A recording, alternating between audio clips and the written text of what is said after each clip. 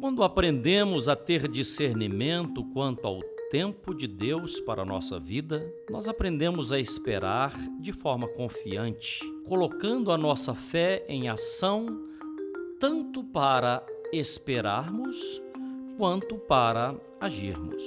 Mas se você não estiver atento ao tempo, certamente o tempo vai passar, as rugas vão aparecer, os cabelos ficarão brancos e a sua atitude será em permanecer inerte e parado. Isso vale para toda e qualquer pessoa. Mas se entendemos o tempo de Deus, nós somos movidos pelos seus propósitos. E aí sim nós nos tornamos ferramentas preciosas, marcando nossa presença nesta geração, e seremos pessoas plenas e realizadas, pois estaremos cumprindo o propósito de Deus para a nossa vida.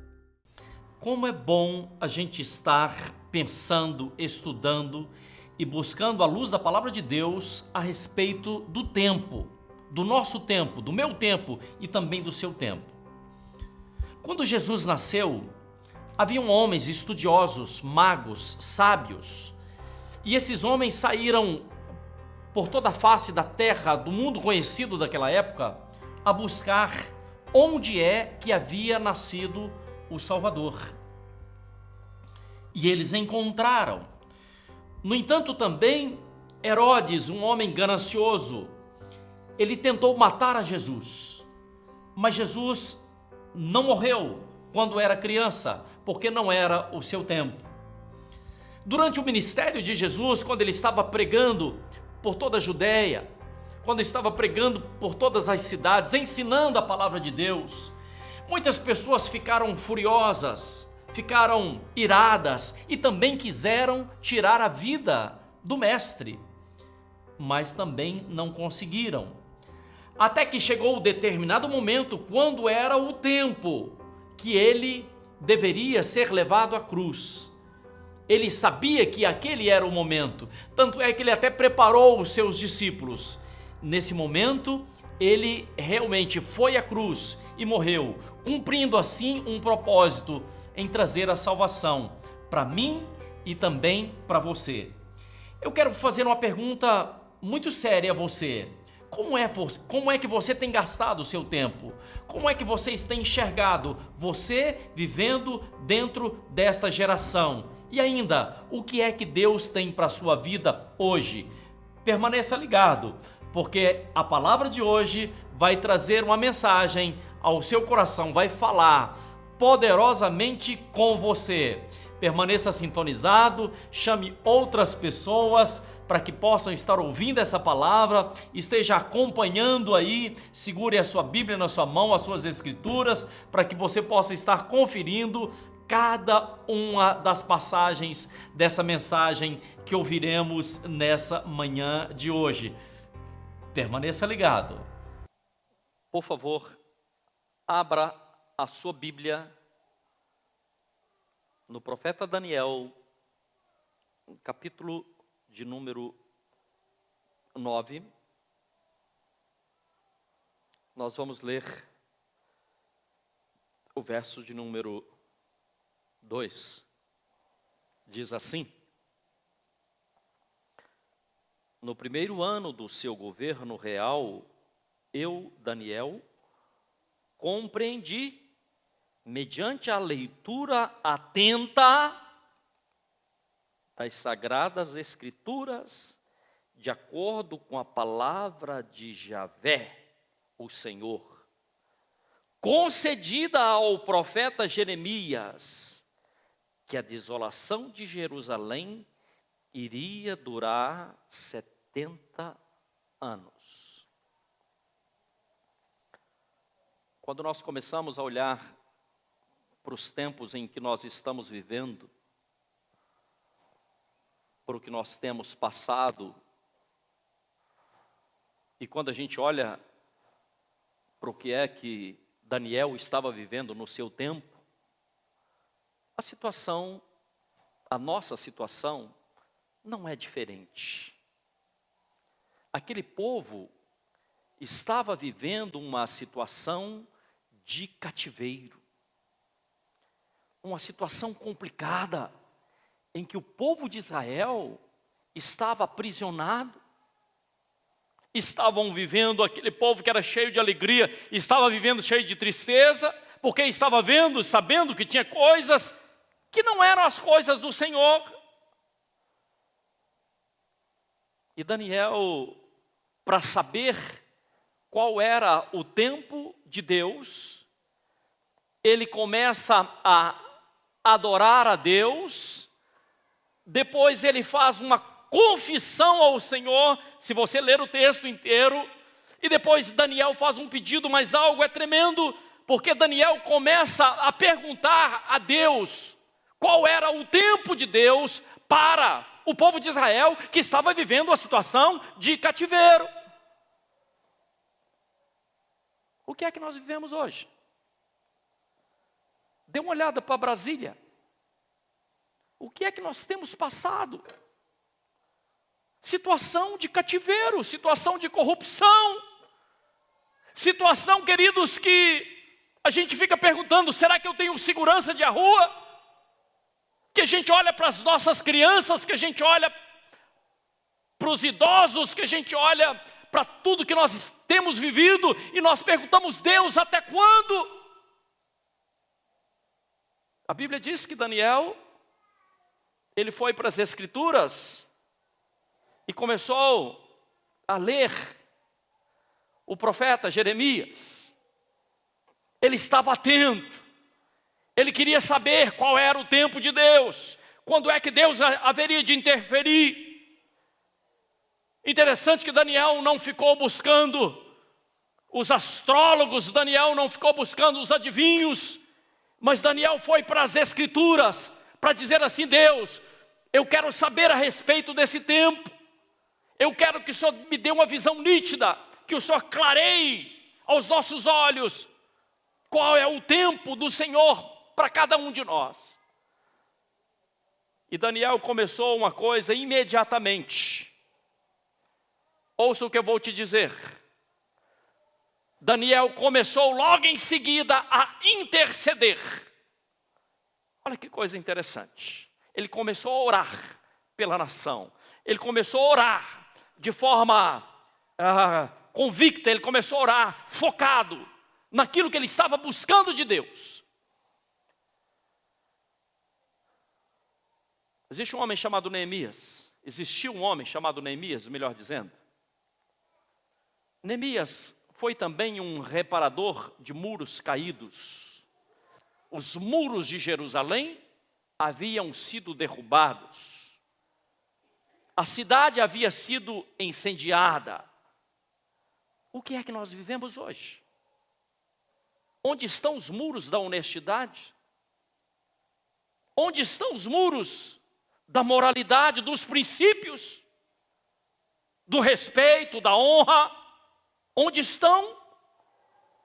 Nós estamos falando de tempo, e nós precisamos olhar para o tempo que nós estamos vivendo, irmãos, de forma crítica, e perguntar a Deus, é isso? Será que é para nós estarmos vivendo realmente isso? E quando nós olhamos e vemos corrupção em tantos lugares, nós precisamos começar a orar e pedir a Deus, Senhor, envie homens justos. Nós precisamos, nós carecemos, necessitamos de pessoas justas. Talvez como Neemias, talvez como Daniel, talvez como Esdras, que se dispôs a pagar um preço de oração, reconhecendo o seu tempo, olhando para o seu tempo. E eu quero dizer a você, querido, quero dizer a você, minha irmã amada, que nós gostamos muito de aumentar as nossas tendas, mas dificilmente nós gostamos de firmar as nossas estacas. E as estacas da igreja do Senhor Jesus precisam estar firmadas. Como é que nós firmamos? De que jeito? Quando um profeta abria a boca para dizer algo, ele dizia: assim diz o Senhor. Quando nós recebemos essa palavra, assim diz o Senhor, significa que precisamos estar atentos. Significa que precisamos estarmos obedientes ao que é que Deus está dizendo. E a pergunta é: qual a minha parte? Como é que eu me localizo? Em que contexto eu me encontro dessa história? Preste atenção.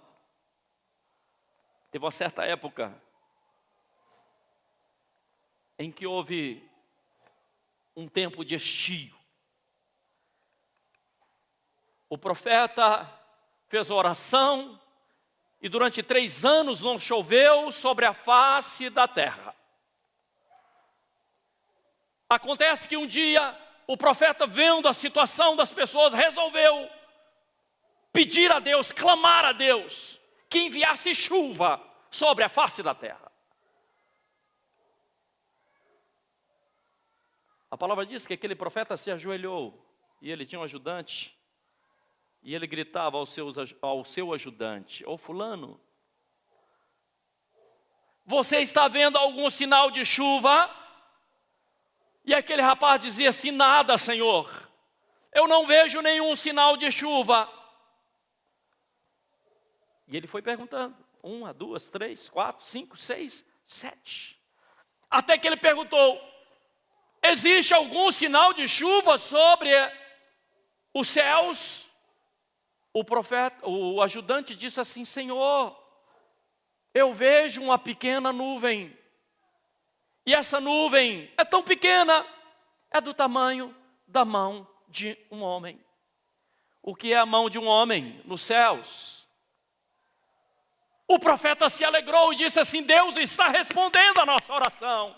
Mas aquele profeta resolveu dobrar os seus joelhos, resolveu clamar ao Senhor e pedir a Deus que enviasse chuva, e continuou ali orando, e orando, e orando, e orando, até que Deus mandasse chuva.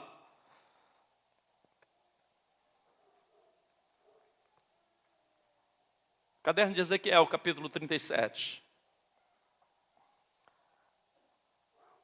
Deus chama o profeta, diz assim: dê uma olhada nesse vale. O que é que você está vendo, ô filho do homem?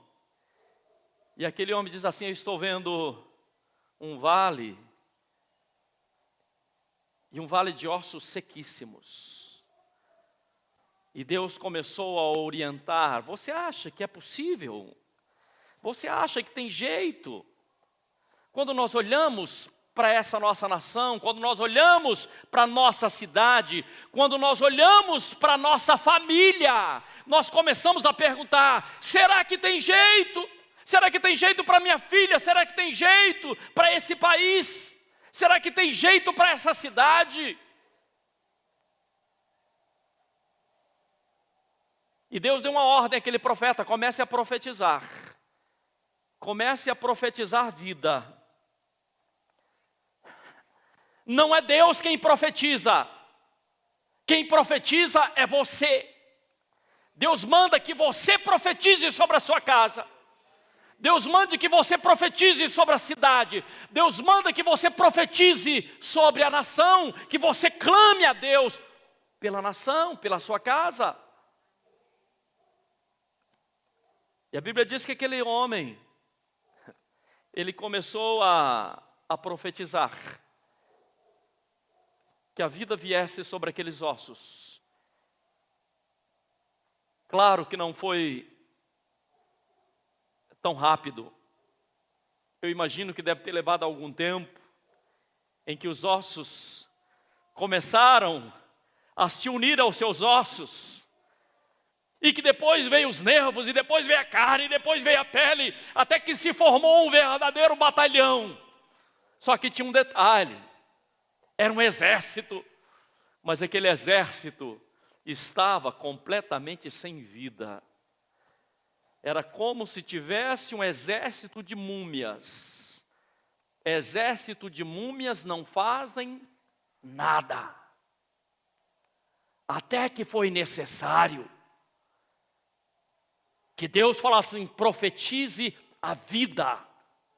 Profetize a vida. Talvez o que você mais necessite nesse dia de hoje seja essa vida de Deus. Seja o Espírito de Deus entrando em você, no mais profundo, no âmago do seu entendimento, para que haja vida. E essa é a nossa função, em clamarmos a Deus, em pedirmos a Deus, que esteja entrando com providência, que esteja mandando vida, e não uma vida qualquer, mas uma vida abundante. Se nós quisermos que haja mudança dentro do nosso tempo, precisamos aprender a dobrar os joelhos e clamarmos a Deus. Quando você olha para a pessoa de Jesus, você percebe que Jesus passava as noites em oração. Jesus sempre estava em oração. O que é que ele estava fazendo? Jesus estava intercedendo. Jesus estava clamando. Jesus estava focado, direcionado, pedindo a Deus que ocorressem milagres. Antes ele estava orando, antes ele estava clamando. E assim também foi na igreja de Atos dos Apóstolos. Entre a igreja, no meio da igreja primitiva havia jejum, havia oração, havia também intercessão. Isso significa, queridos, que nós precisamos entender que Jesus já morreu na cruz do Calvário. Agora nós precisamos tomar posse de tudo aquilo que ele fez. E como é que nós tomamos posse? Quando nós aprendemos a interceder. Quando nós intercedemos, o tempo de Deus começa a acontecer na nossa vida. O que é que a igreja precisa ativar? O tempo de Deus. Ativar aquilo que Deus tem para fazer na sua vida através da oração. O que significa ativar? Ativar significa acelerar. Ativar significa intensificar.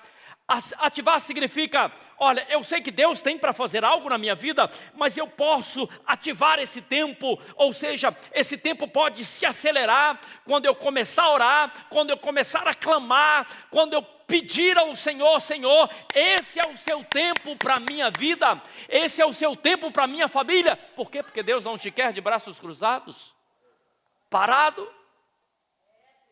Quando Deus quiser, se for a vontade de Deus, a minha filha será curada. Se é a vontade de Deus, Deus nunca desejou enfermidade para os seus filhos. Se Deus quiser, o marido vai ser liberto. Deus quer, mas será que você tem orado? Será que você tem clamado? Será que você está intercedendo por aquilo que Deus quer? Preste atenção, porque eu vou repetir. Quando nós oramos, quando nós intercedemos, nós estamos ativando, nós estamos acelerando, nós estamos, na verdade, mudando aquilo que era para acontecer lá na frente, quando você tomasse consciência, mas você já está tomando consciência agora, e as coisas acontecerão agora. Você pode fazer isso. Por isso, uma coisa é o tempo de Deus. O tempo de Deus não é o seu tempo. O seu tempo é baseado por esse negócio aqui, por esse aparelhinho. O seu tempo é um tempo cronológico. E o tempo de Deus é o tempo kairológico. Não é o cronos, é o kairos.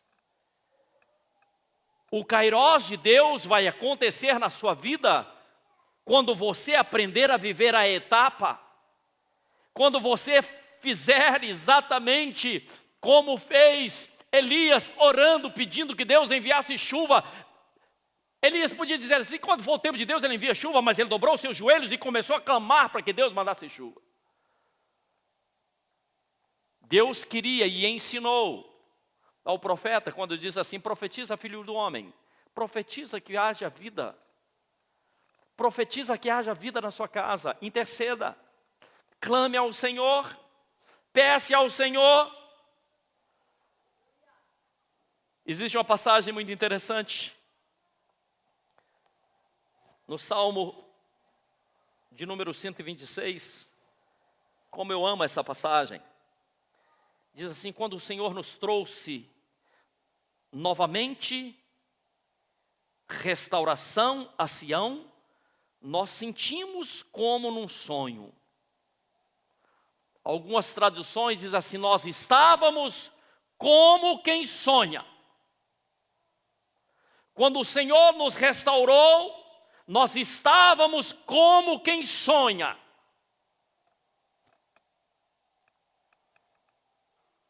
Você sabia que você nunca pode deixar de sonhar? Que você pode restaurar os sonhos de Deus na sua vida? Se você deixar de sonhar, você vai deixar de buscar. Se você não buscar, você não vai encontrar. Se você deixar de sonhar, você vai entregar os seus pontos.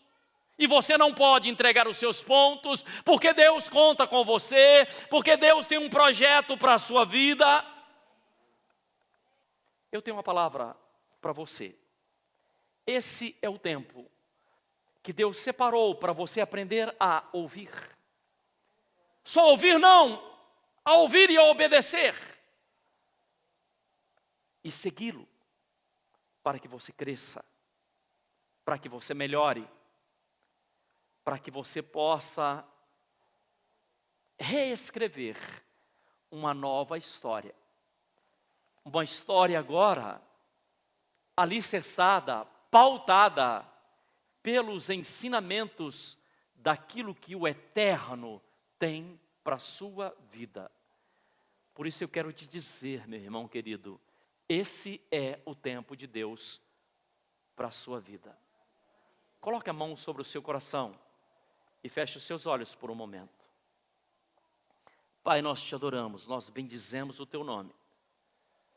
Pedimos, ó Deus, que o Senhor venha nos visitar e trazer, meu Deus querido, entendimento, trazer clareza, que a tua palavra que está sendo revelada seja motivo, ó Deus, para seguirmos adiante, para continuarmos seguindo em frente, não de forma omissa, não, Senhor, olhando as coisas de qualquer forma, mas convictos, conscientes de que o Senhor tem muito a nos ensinar e nós temos muito a aprender.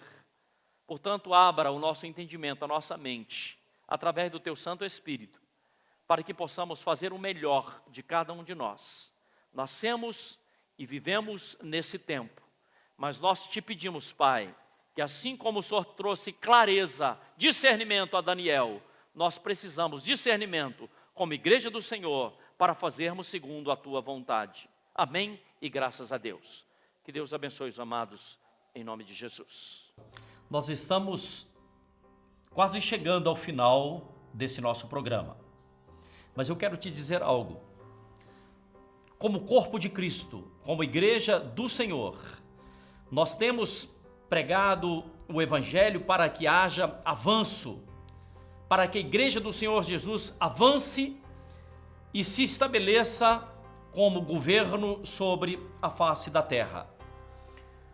Hoje, através da palavra de Deus, do ensino que o Ministério Deus Forte tem se esmerado em trazer a você, em trazer a tantas e tantas vidas, nós temos buscado e temos visto também o nascimento de uma igreja apostólica e profética que está comprometida com o ensino da palavra do Senhor, para que se estabeleça uma grande colheita daqueles que estão perdidos, mas sobretudo daqueles que têm os seus corações quebrantados em acolherem, em aceitarem a palavra de Deus. Por isso eu quero dizer a você e quero até te convidar para que esteja conosco em uma das nossas celebrações. E o Ministério Deus Forte, é um ministério jovem, mas, no entanto, um ministério vibrante, alegre, comprometido em levar de forma séria a palavra de Deus à sua vida e a todos os lugares onde Deus tem nos permitido que estejamos chegando. Por isso, meu querido irmão, minha amada irmã, venha estar conosco, venha participar desses momentos tão especiais que nós temos vivido no Ministério Deus Forte. Vai ser uma alegria muito grande poder te receber, vai ser uma alegria muito grande receber também a sua família, porque nós somos uma igreja de família. Então, esteja conosco em uma das nossas celebrações, venha participar com o coração aberto para que você possa também, juntamente conosco, estar avançando em direção àquilo que o Senhor tem preparado para cada um de nós. Que Deus possa te abençoar e eu quero fazer uma oração em favor à sua vida. Deus, em nome de Jesus, eu quero apresentar esse homem e essa mulher. Tome essas vidas em tuas mãos, Pai. Se porventura houver alguém enfermo, que o Senhor cure. Se porventura houver alguém entristecido, que o Senhor venha trazer alegria. Aqueles que estiverem, Senhor, nesse momento, sofrendo, padecendo de todo e qualquer mal, que o Senhor possa entrar com providência nessas vidas. Tome, ó Deus querido, sobretudo, essas vidas em tuas mãos, traga paz, traga alegria, traga tranquilidade e que essas vidas, que esta família receba nesta manhã de hoje a tua santa e gloriosa visitação. Eu te peço, Senhor, em nome de Jesus Cristo, amém, graças a Deus, estaremos aguardando por você em uma das nossas celebrações e será, mais uma vez eu estou dizendo, uma grande alegria poder te receber. Deus abençoe e até mais.